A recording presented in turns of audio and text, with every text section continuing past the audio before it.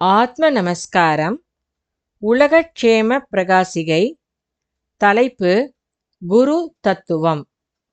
துணை தலைப்பு சரீரம் அல்லது தேகம். அகங்காரமாய் யாதொன்று நாசமடைகிறதோ அது சரீரம்.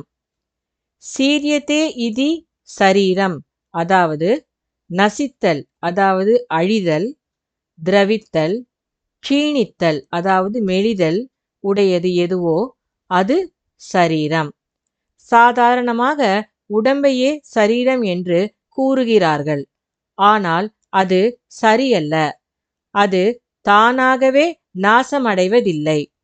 இந்த உடல்தான் சரீரம் என்றால் அது தன்னைத்தானே அழிய வேண்டியதாய் இருத்தல் வேண்டும்.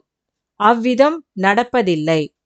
மற்றொன்றால் அழிக்கப்படுவதன்றி இந்த உடல் தானாக அழிகிறதில்லை.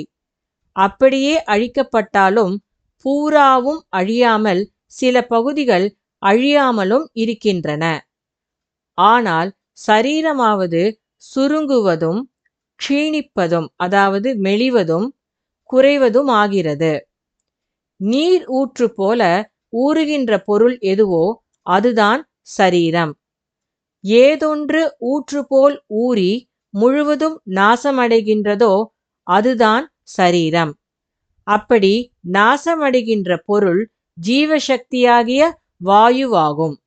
அந்த ஜீவசக்தியாகிய வாயுதான் சரீரம், அல்லாமல் இந்த மாமிச பிண்டம் அல்ல.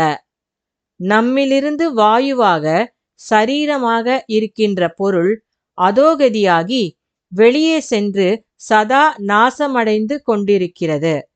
அது எப்படி என்றால், ஒரு கிணற்றிற்குள்ளே கற்களோ மற்றும் ஏதேனும் பொருள்களோ பொறுக்கி போட்டு கொண்டிருந்தால் அந்த கிணறு நிறைந்து தண்ணீர் வெளியே சென்று நாசமடைகிறது.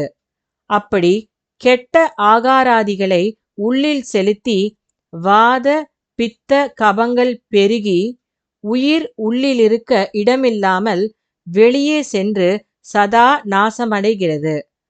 அவ்விதம் சதா நாசமடைவதுதான் தேகம்.